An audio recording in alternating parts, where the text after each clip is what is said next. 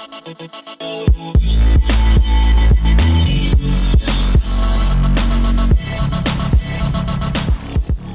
October everyone! Welcome back to my channel. Wherever you are in the world, I hope you are safe and well. Today I'm going to go through my top 10 tips for beginner figure skaters. If you like this video, please leave me a comment and subscribe to my channel. I have more content on there, so please go check those videos out if you want something similar to this. Without further ado, let's get into it.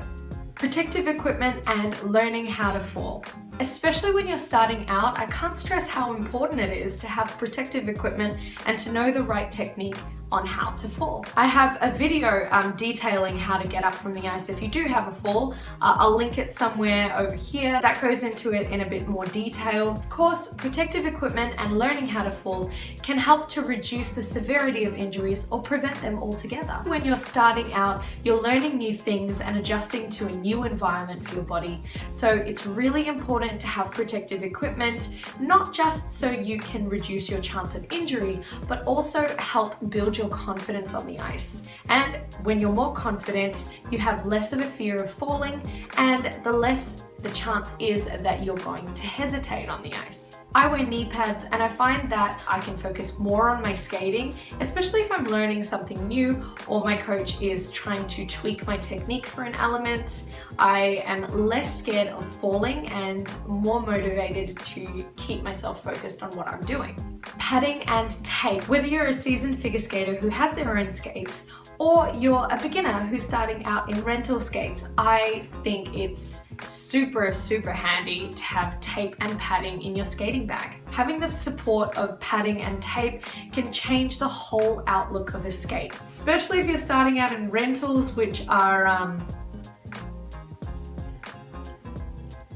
not the best. I love to use tape on areas of my feet that are prone to a bit of friction between the sock and the boot, or just the boot, and if I put the tape down, it reduces my chance of getting blisters in that area. It also comes in handy if you forget to cut your toenails or you have ingrown toenails. Tape can help protect against some nasty cuts and nicks. One trick that a coach of mine showed me, and it's been an absolute game changer because I use it every time I skate, is using spongy makeup pads as padding inside my skate. I'll put a video up here somewhere of how I use that, and if you've watched my What's in My Skating Bag video, I go into more detail there. These are really affordable alternatives. You do get things like Bunga pads and branded gel padding and things like that. I just find that these are super affordable and they're super sustainable. These pads have lasted me for nearly 2 years. Plan a quick off and on ice warm-up. Before you put your skates on and after you first step onto the ice, have a quick, short, sharp off-ice and on-ice routine to help you get warmed up and started and ready for your skate. It wakes your muscles up and gets them ready to support you on the ice. When you're starting out, it can feel a little daunting on what to do and how to start out when you're starting on an ice skating session. Warming up helps you get rid of some of the jitters, stick to what you know, and get yourself warmed up and ready and more confident. So it's really not just about the physical side of it and to reduce injury, but there's also a mental preparation component to it. Before I even get onto the ice though, I think it's important to have a quick off-ice warm-up as well. Things to start me off usually consist of skipping, jogging, jumping, hopping type activities, and then I get into balance, dynamic stretching, and things like that. When I get onto the ice, I start off with things that I'm quite confident and comfortable doing. I like to stick to exercises where I'm going forward and I'm on 2 feet, like swizzles, for example, or slaloms.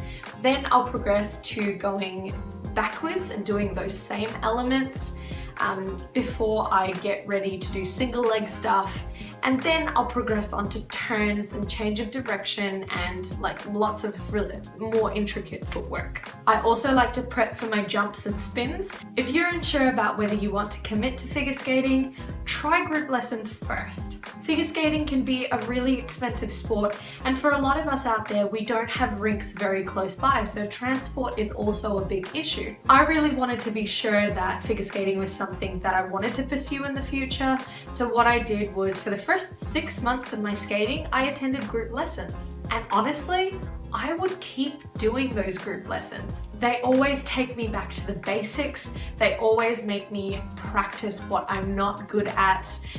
Because we don't really do elements in the group lessons I'm in, I really have to focus on my edge work, and that's something that any figure skater can keep improving on. And if you're a beginner trying to decide if you want to continue, group lessons can be really helpful in just giving you the basics and what you're in store for before you make a decision.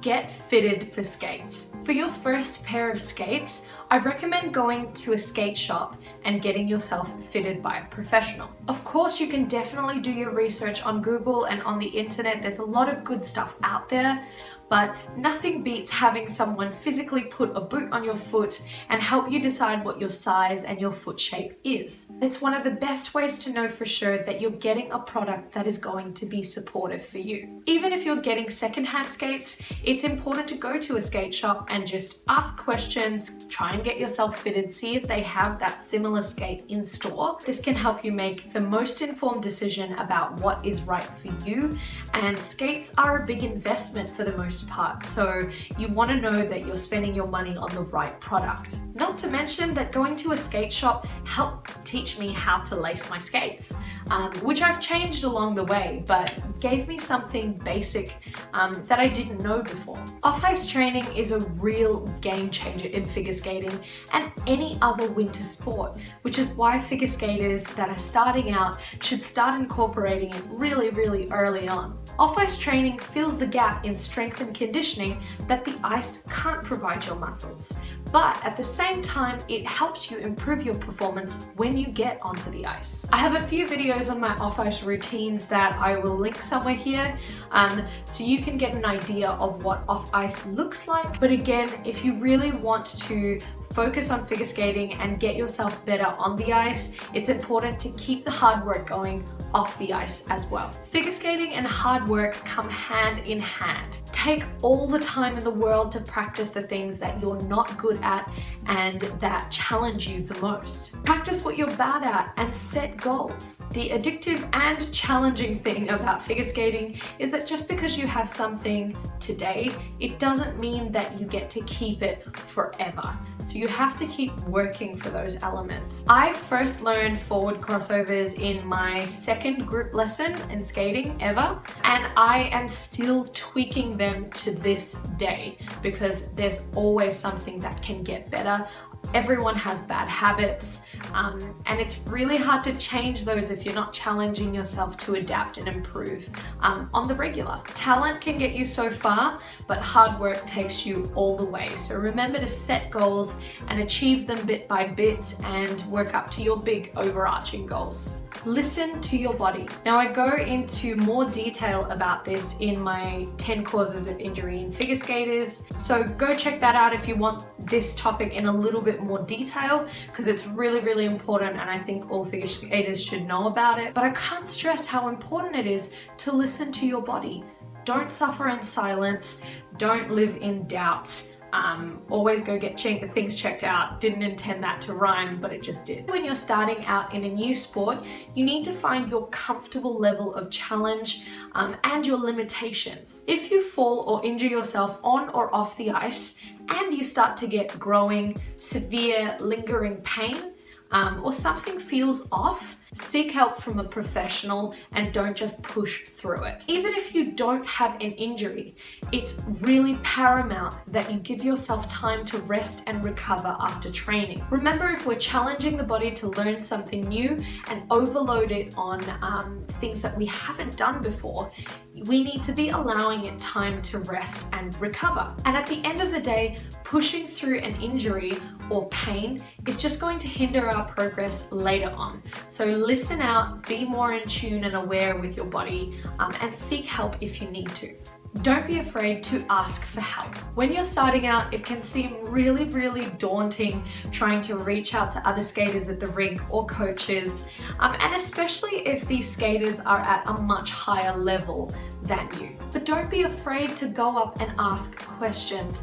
Other skaters can give you such a huge insight into just advice and tips to help you improve on elements that you would have never gotten anywhere else. As a result, it allows you to improve much more quickly. It's also such a great way to make friends and get to know new people.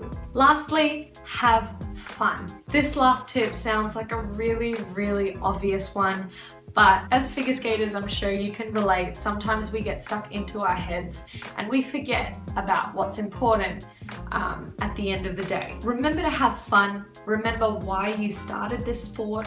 Remember just how far you've come.